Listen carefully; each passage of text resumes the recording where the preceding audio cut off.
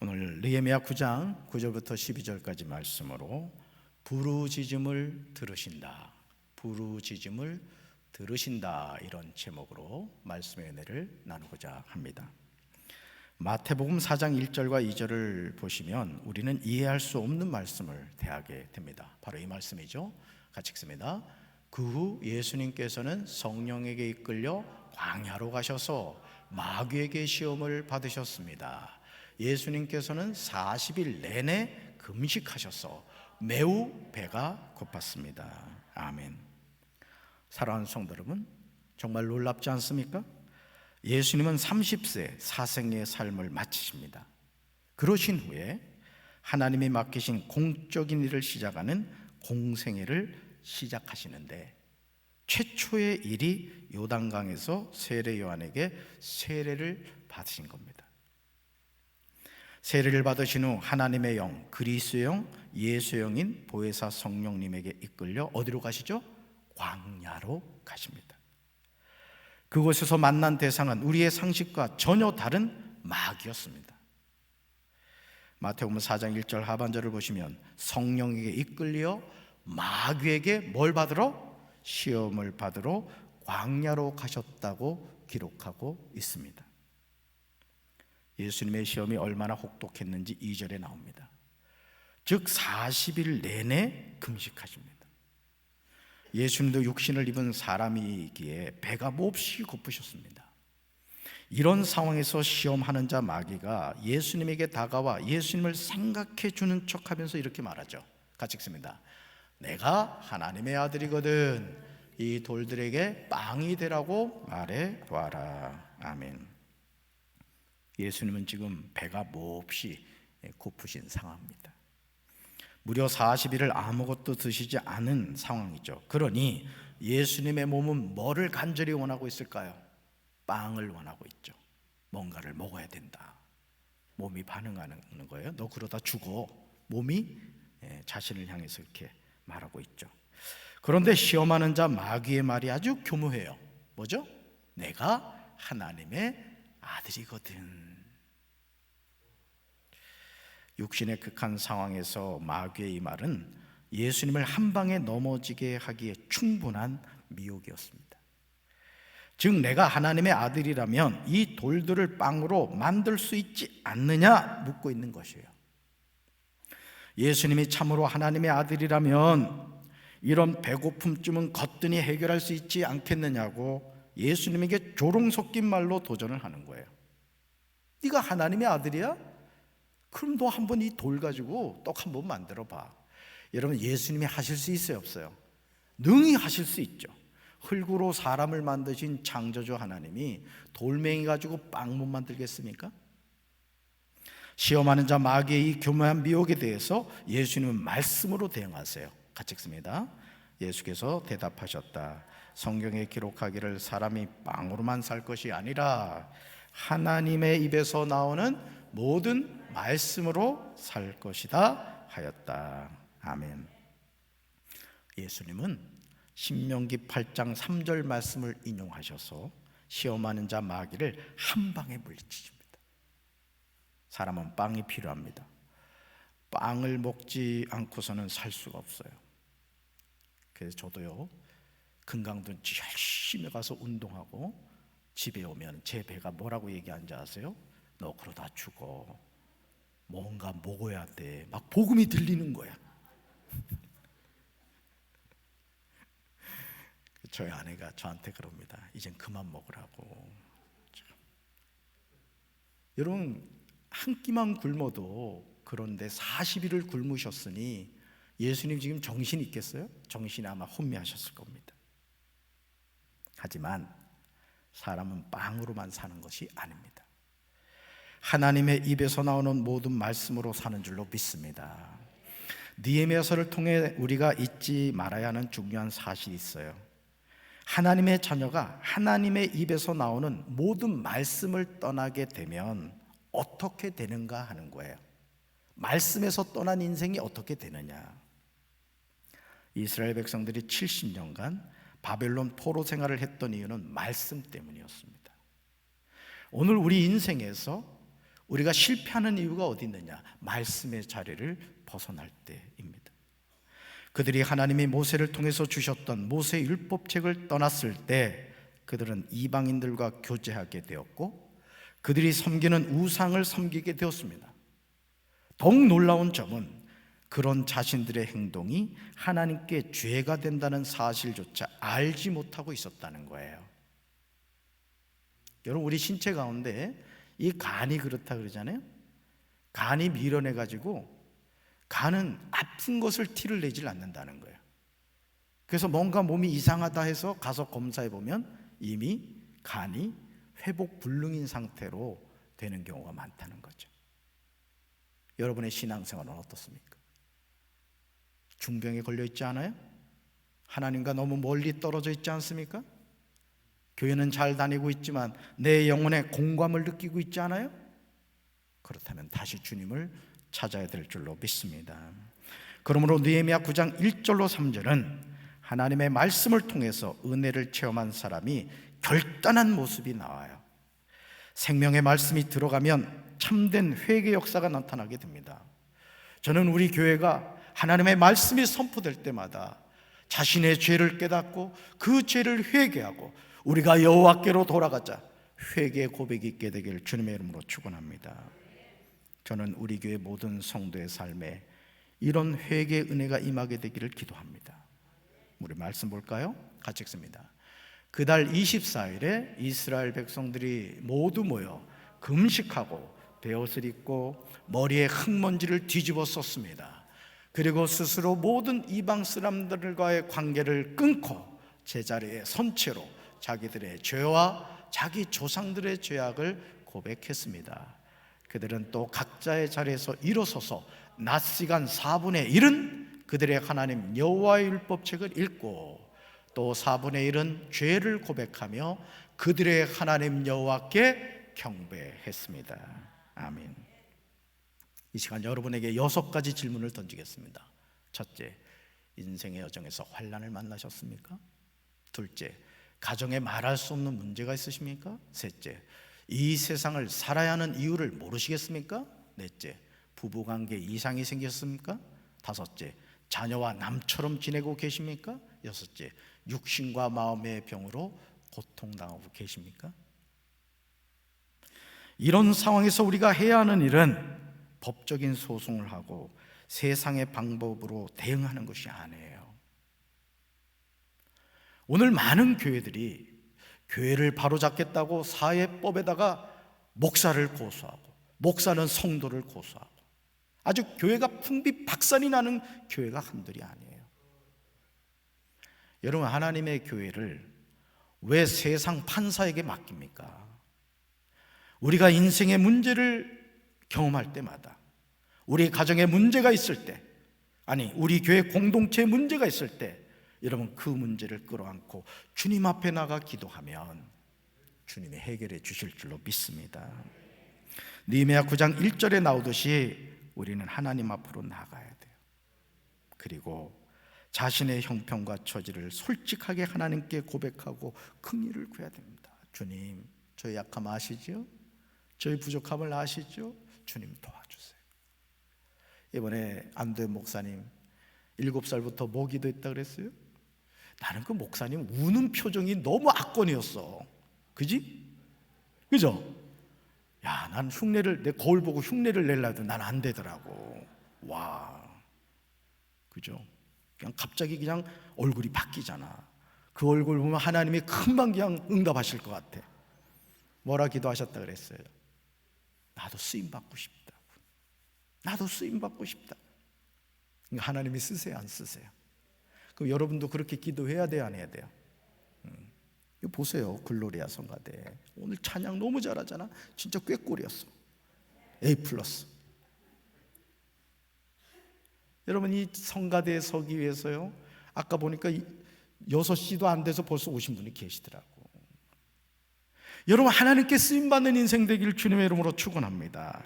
하나님의 긍휼을 구하는 방법은 나를 부인하고 주님 앞에 무릎을 꿇는 거예요. 볼까요? 첫째, 금식하는 거예요. 두 번째요, 베옷을 입는 것입니다. 세 번째, 머리에 흙먼지를 뒤집어 쓰는 것입니다. 인생의 단에 올라서서 큰 소리로 하나님 여호와께 부르짖어야 합니다. 오늘 우리의 안타까운 모습은 절박한 인생의 문제 앞에서 살아계신 하나님께 부르짖지 않는다는 거예요. 내 인생의 배가 자초되고 있는데, 우리 가정이 이가봇의 시대에 접어들었는데, 교회가 영적으로 완전히 불이 꺼져 있는데 기도하지 않아요. 여러분 어떠세요?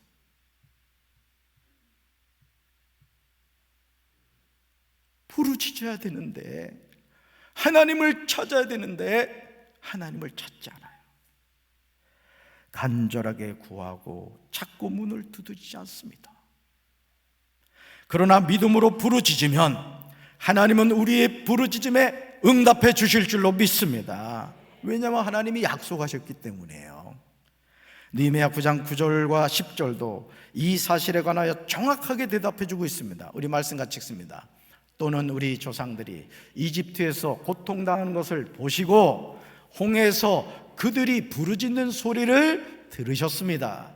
주께서 놀라운 기적을 행하여 바로와 그 신하들과 그 땅 백성들을 치신 것은 그들이 주의 백성을 잔인하게 학대한 것을 주께서 아셨기 때문이었습니다. 그 일로 주께서는 오늘날까지도 잊혀질 수 없는 명성을 얻으셨습니다. 아멘. 사랑하는 성도 여러분, 인생의 여정에서 우리는 누구나 사망의 음침한 골짜기를 만날 때가 있습니다. 어떻게 우리의 삶이 항상 쨍하고 해만 뜰 수 있겠습니까? 여러분 주변에 사는 분들에게 물어보시길 바랍니다. 인생 살만하냐고, 인생에 아무 문제가 없느냐고 한번 물어보세요. 우리는 고난과 고통이 없는 인생을 꿈꾸지만 이 세상에서 고난과 고통이 없이 살아가는 사람이 누가 있겠습니까? 한 사람도, 단 한 사람도 없습니다. 예수님조차 고난과 고통에서 예가 되실 수 없으셨습니다. 저희 어머니가 찬양 부르시면서 늘 우신 찬송가 가운데 하나가 내 주여 뜻대로, 내 주여 뜻대로 행하시옵소서.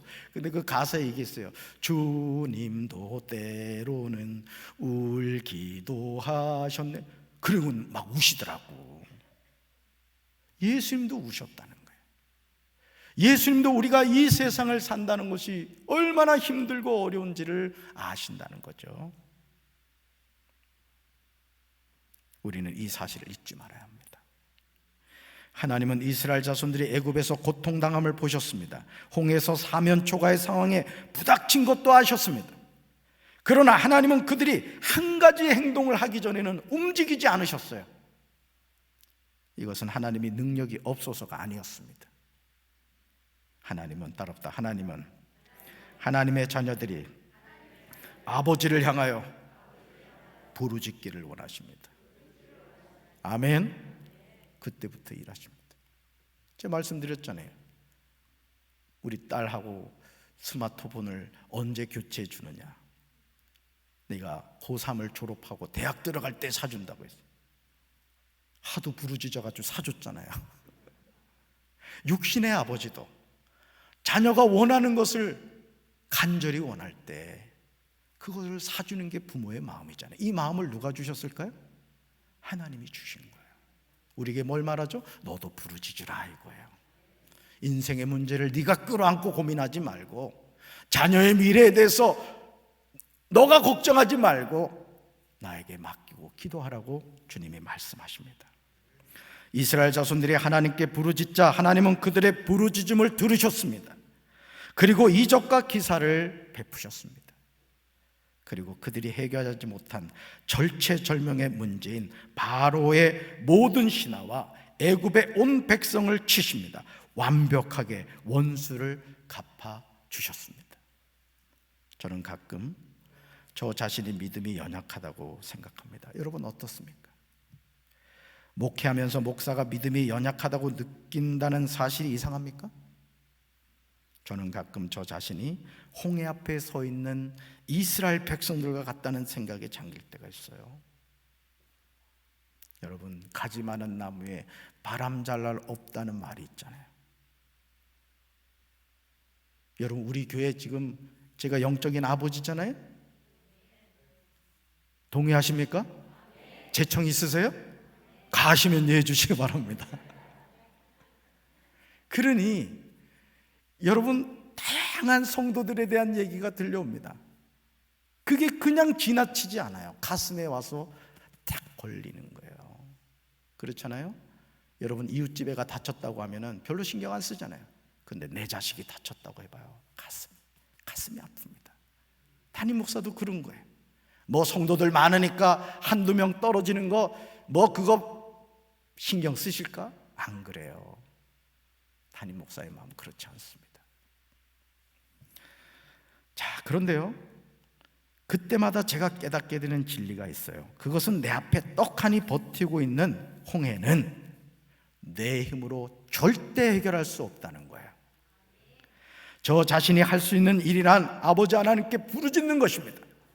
왜냐하면 하나님이 그렇게 하라고 말씀하셨기 때문이에요. 자, 예레미야 33장 3절 같이 읽습니다. 너는 내게 부르짖으라. 내가 내게 응답하겠고 내가 알지 못하는 크고 은밀한 일을 내게 보이리라. 아멘. 저는 하나님의 말씀인 성경을 대할 때마다 하나님은 말씀 가운데 역할 분담에 대해서 제시하심을 깨닫게 됩니다. 우리가 해야 할 일과 하나님이 해 주실 일이 항상 역할 분담이 되어 있어요. 우리가 잘 알고 있는 예레미야 33장 3절도 그렇습니다. 자, 우리가 해야 할 일이 뭐죠? 행동? 너는 내게 부르짖으라, 이거예요. 이건 우리가 할 일이에요. 그러면 어떤 결과가 있다? 첫째, 하나님이 나에게 뭐 하시고? 응답하시겠다는 거예요. 두 번째, 내가 알지 못하는 그거 은밀한 일을 뭐 하신다? 나에게 보여주신다는 거예요. 할렐루야. 우리가 해야 할 일이 무엇인지 아시겠습니까? 그렇습니다. 하나님께 부르짖는 거예요. 여러분, 우리 성도들 기도할 때 좀 부르짖으세요. 왜 그렇게 겸손해? 부르짖으십시오. 그래 영혼이 회복됩니다. 응? 옛날에는 뭐 부르짖는 기도를 뭐 잘했다고 이런 전설과 같은 얘기를 자꾸 하던데 그건 지나간 거예요. 지금이 중요한 거죠. 지금이. 기도할 때 옆에 사람 신경 쓰지 말라고 우리 장대웅 전사님이 아주 이번 부흥회 때 그 기도할 때 그 음악이 바뀌었잖아. 그렇죠? 아무리 소리 질러도 옆 사람 기도가 안 들려. 음악 소리가 하도 좋아가지고. 부르짖읍시다. 이 부르짖음은 허공을 향하여 하는 게 아닙니다. 향방 없이 하는 것도 아니죠. 그냥 해보는 것도 아닙니다. 하나님의 약속된 말씀을 붙잡고 부르짖는 줄로 믿습니다. 우리가 하나님의 약속된 말씀을 붙잡고 부르짖을 때 하나님은 응답하십니다. 제가 여러 번 얘기했잖아요. 시골에서 자라서 목사님 되게 해주세요. 목사님 되게 해주세요. 목사 됐어요? 안 됐어요? 됐잖아요. 여기 산 증인이 있잖아요. 여러분이 하나님을 향한 거룩한 꿈을 가지고, 아니 여러분의 자녀를 향하여 하나님의 원대한 꿈을 가지고 기도할 때 하나님이 여러분의 기도를 기억하시고 응답해 주실 줄로 믿습니다. 그러니까 여러분들이 어떤 목표가 있으면요, 그 목표를 향하여 하나님 앞에 맹렬히 기도하십시오. 건물이 필요하면 주여 저 건물을 나에게 주십시오. 고추장을 자꾸 갖다 바르란 말이에요. 기도의 고추장을. 또 어떤 땅을 얻기 원하면 여리고성 돌기를 하라고. 그리고 예를 들어 딸기 농사를 짓는다. 그럼 매일 가서 선포하란 말이야. 내가 나사렛 예수 그리스도를 명하노니 우리 하우스에 있는 딸기는 가장 맛있게 될지어다. 물론 옆에 있는 사람들이 요즘 힘들어서 조금 이렇게 됐나 뭐 그렇게 생각할 수 있겠지만 믿음으로 선포하는 건 하나님 받으실 줄로 믿습니다.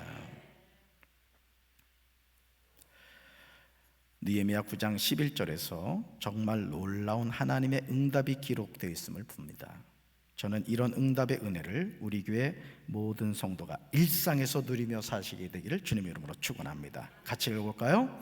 조상 앞에서 바다를 가르시고 그들이 바다 한가운데를 마른 땅처럼 지나가게 하셨지만 뒤쫓는 자들은 깊은 바다에 돌이 잠기듯이 거센 물결에 잠기게 하셨습니다. 아멘. 홍해 앞에서 하나님이 택한 백성과 택함을 받지 못한 사람이 어떻게 되는가를 주목해 보시기 바랍니다. 저는 이 말씀을 통해서 저 자신이 하나님의 자녀가 되었다는 사실이 얼마나 축복인가를 느꼈습니다. 여러분도 깨닫게 되시길 주님의 이름으로 축원합니다. 자, 볼까요? 홍해 앞에서 택한 백성을 향한 하나님의 은혜입니다. 같이 읽습니다. 조상 앞에서 바다를 가르시고 그들이 바다 한 가운데를 마른 땅처럼 지나가게 하셨습니다. 아멘. 택한 백성에게 주어진 하나님의 은혜예요. 그러나 홍해 앞에서 택함 받지 못한 백성을 향한 하나님의 심판이에요. 같이 읽습니다. 뒤쫓는 자들은 깊은 바다에 돌이 잠기듯이 거센 물결에 잠기게 하셨습니다. 아멘. 동일한 홍해인데 하나님의 택한 백성들은 하나님이 바다를 가르심으로 바다 한가운데를 마른 땅처럼 지나가게 하십니다. 하지만 이스라엘 백성을 뒤쫓는 바로와 그의 백성들은 깊은 바다에 돌이 잠기듯이 거센 물결에 잠기게 되었습니다. 하나님의 백성에게는 놀라운 은혜가, 바로와 그의 백성들은 두려운 심판이 임한 것입니다. 느헤미야 9장 11절에 대한 동일한 내용이 히브리서 11장 29절에 나옵니다. 히브리서 기자는 동일한 홍해 앞에서 이스라엘 자손들이 안전하게 건넌 이유와 애굽 사람들이 건너지 못한 이유를 믿음의 관점에서 봅니다. 정말 공감이 되는 감동적인 해석이죠. 같이 읽습니다. 믿음으로 이스라엘 사람들은 홍해를 마른 땅을 지나가듯이 건넜습니다. 그러나 이집트 사람들은 그렇게 해보다가 빠져 죽었습니다. 아멘. 오늘 저와 여러분은 어느 쪽입니까? 믿음으로 홍해를 마른 땅을 지나가듯이 건넜던 이스라엘 사람들입니까? 아니면 믿음이 없어 이스라엘 사람들이 하듯이 그렇게 해보다가 홍해의 한가운데 돌을 큰 물에 던진 같이 깊은 물에 던져진 존재입니까? 저와 여러분의 일상의 삶은 믿음의 시험장입니다. 즉 우리가 믿음으로 살 것인가 아니면 불신앙으로 살 것인가, 우리는 매 순간 스스로 선택하고 결정해야 한다는 말입니다. 그런데 중요한 사실은 하나님은 오늘도 믿음의 사람을 찾고 계시다는 거예요. 그래서 말을 잘해야 되는 거예요. 따라합시다. 할 수 있다, 하면 된다, 해보자. 아멘. 제가 그 스티브 잡스의 정기를 읽으면서요, 제가 깨닫게 된 게 뭔지 아십니까? 스티브 잡스가 아주 괴짜잖아요. 터무니없는 거를 요구한다는 거예요, 엔지니어들한테. 그러면서 이렇게 하라고 한다는 거예요.